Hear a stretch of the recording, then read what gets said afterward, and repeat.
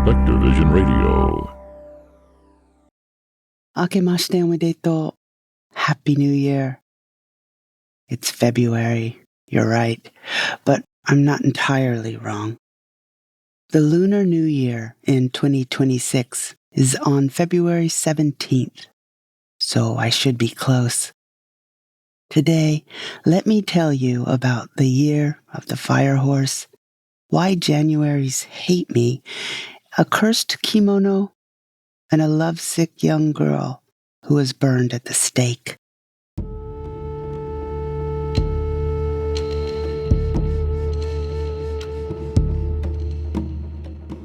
Hey, this is Teresa Matsura, and you're listening to Uncanny Japan, the place where I talk about the more obscure and what I find extremely fascinating parts of Japanese culture. I'm also the author of the Book of Japanese Folklore, the Yokai Oracle Deck, and coming in September of this year, a middle grade book called Legends of Japanese Mythology, Meet the Heroes, Spirits, Monsters, and Yokai of Japanese Folklore. That last one will be published by Wide Eyes Editions with the absolutely jaw-dropping illustrations of artist Tomi Masako. You can find it listed on Amazon already, so if you want to see what the cover looks like, you can do that.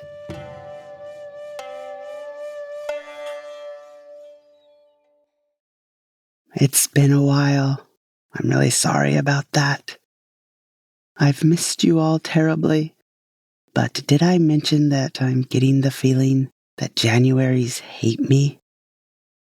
January 25 had me being rushed at 3 a.m. by ambulance to a hospital one city over for another deep vein thrombosis. A long hospital stay, a long learning to walk again, and that was harrowing. Then this January has me very suddenly having to move out of this house and area I love so much. It's heartbreaking, but I have found a place to land. My in-laws' 35-year-old home. It's been unlived in for about 7 years now, and my ex-husband and brother-in-law, understandably, don't want to tackle it. But it really needs tackling. My in-laws, I have discovered, never threw anything away. And it's quite the hoarder's house with entire rooms, floor to ceiling, piled high with stuff. Well, I need a place to live, so I offered to help there, and helping them, and they're helping me, and I've been working on it for a couple months. I still haven't made it to a closet yet, but I did get 2 rooms cleared. And I fixed the toilet seat warmer, so huge progress there. I'm posting updates, photos, and videos of those adventures over on Patreon for patrons. If you'd like to join us, you too can experience some of the mystery, charm, and mind-bogglingness happening as I sort through almost 40 years of stuff. I'm finding some really emotional items, which I imagine are the icing sprinkles and cherry on top of the already overly emotional and chaotic cake that is my life at the moment. Speaking of chaos, let's segue into the year of the firehorse. The basics. So we all know there are 12 animals in the Chinese zodiac and calendar. A zodiac and calendar that is popular in many East Asian countries, including Japan. The animals go in order: rat, ox, tiger, rabbit, dragon, snake, horse, goat in China or sheep in Japan, monkey, rooster, dog, pig in China or wild boar in Japan. And we all know that these cycle through every 12 years. Now, add to them the 5 elements: wood, fire, earth, metal, and water. These are then combined so you have 1 animal and 1 element each year. 12 times 5 will give you a 60-year cycle of unique years with unique characteristics. Which brings us to this year, 2026, the dreaded year of the firehorse.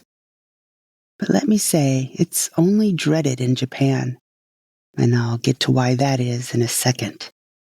First, generally, what kind of year is a firehorse year? Well, a horse year, like the horse itself, symbolizes movement, energy, independence, bold change, and strong drive. Add to that the characteristics for the fire element: intensity, transformation, and ignition. Together then, on the positive side, you'll get something like 2026 will be a year of action, freedom, speed, passion, self-expression, breakthroughs, and breaking away from limitations. The energy is predicted to be intense, dynamic, and forward-moving. There could very well be cultural shifts happening, radical change. Also, upheaval. Alrighty then. If January is any indication, my 2026 so far tracks perfectly with all of this, then I read the news and, well, you can't help thinking, maybe the ancients were really on to something. So why does Japan consider this an inauspicious year? And why does the birth rate plummet during firehorse years? It really does. It all started with a superstition in the Edo era, and that was simply that during a year of the firehorse, there would be more fires than usual.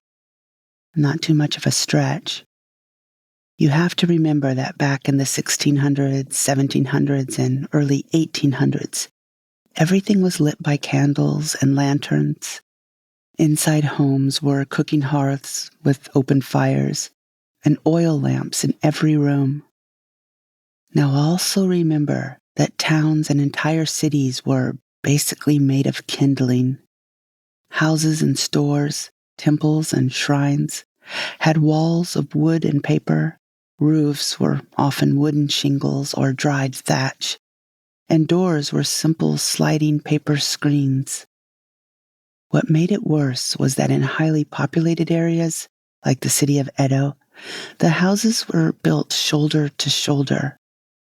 If you walked into a dimly lit room and accidentally knocked over your andon lamp, spilling the oil across the floor and possibly up a wood and paper screen, the whole house would very quickly go up in flames. Since there was no fire break between the houses on either side, you'd burn down your neighbors' houses and their neighbors' houses too. There were over 1,798 fires in the Edo era, 49 of which were considered great fires. Fires were so common that a saying was born: Yaketara, mata tateru. If it burns down, we'll build again. It expresses both the helplessness and the hopeful resilience of the Edoites. Don't forget that Edo sat in a basin and had very strong seasonal winds. So depending on the timing, entire neighborhoods or more would be destroyed in an instant. Fires were terrifying things. An example of this happened in 1657. This was the year of the Great Fire of Meireki, which burned for 3 days, destroyed roughly 70% of Edo, and killed over 100,000 people. It was reported that the rivers were clogged with bodies. There's a legend about this fire that's really interesting. It has a second name, the Great Furisode Fire. A furisode is a kimono that has very long sleeves and is worn by young unmarried women.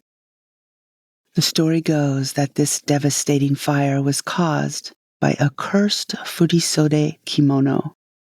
And here's how it happened. The kimono was believed to be cursed because it belonged to a young woman who died before she even got to wear it. It was passed on to another young woman who also died before she was able to wear it.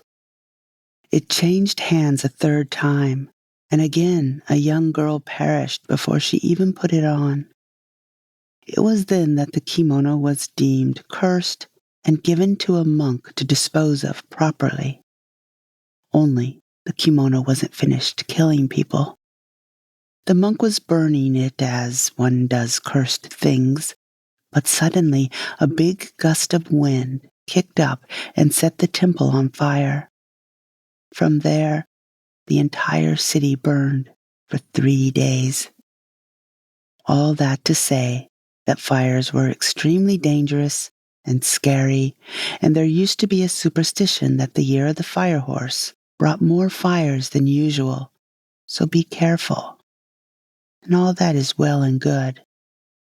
But how did Japan go from there to the idea that any woman born in the year of the firehorse would have a strong and disagreeable temperament? She'll shorten the life of her husband and or destroy her entire family. And let's just keep going with this superstition and say that maybe she might outright kill her husband. Well, that comes from an actual sad story about a young girl born in 1666, and sometimes it said 1667. She's known as Yaoya Oshichi, literally greengrocer Oshichi. She was the daughter of a vegetable and fruit seller. Her story goes that in 1682, she fell in love with a temple page, whom she met at the family temple during one of the many great fires that happened at the time. The poor girl wasn't able to see him again, and after a year of missing him terribly, she came up with a plan. Not a terribly good one. She thought that if she started another fire, perhaps she could meet him again. Not a good idea. She was caught and she was put on trial. At this time, knowing someone's exact age wasn't as easy as it is now. Records weren't very strict. Since a child of 15 and under could not get the death penalty, the judge asked her age. He phrased it something like, "You must be 15 years old, aren't you?" Well, the greengrocer's daughter didn't understand that he was trying to help her. All Oshichi had to say was that yes, she was 15, and she would have been spared. But instead, she said no, she was 16. He tried again, stronger this time. "You're 15 years old, are you not?" Honest girl that she was, she said no, she was in fact 16, deemed an adult. Oshichi was burned at the stake. Now, make the leap that Oshichi was born in 1666, the year of the firehorse. It became a belief that girls born in this year, once every 60-year cycle, would be unlucky. Oshichi's story has lived on in stories, novels, kabuki, and bunraku puppet plays. For me personally, I'm feeling the year of the firehorse profoundly. It said that you should take action on long-held goals, embrace change, and trust your inner momentum. But take care not to burn out or to be too impetuous. Don't think of it as a year of reckless speed, but consistent and purposeful motion, stepping forward with confidence and courage. It's a year to be bold, but to also take care of yourself. That said, I'm in the middle of a big move, and after I record this, I'm going to disassemble this recording booth and rebuild another along with my life. If you're going through any difficult times, as I'm sure we all are, let's take some strength from the firehorse and some wisdom from the people of Edo. Yaketara mata tateru. If it burns, let's rebuild.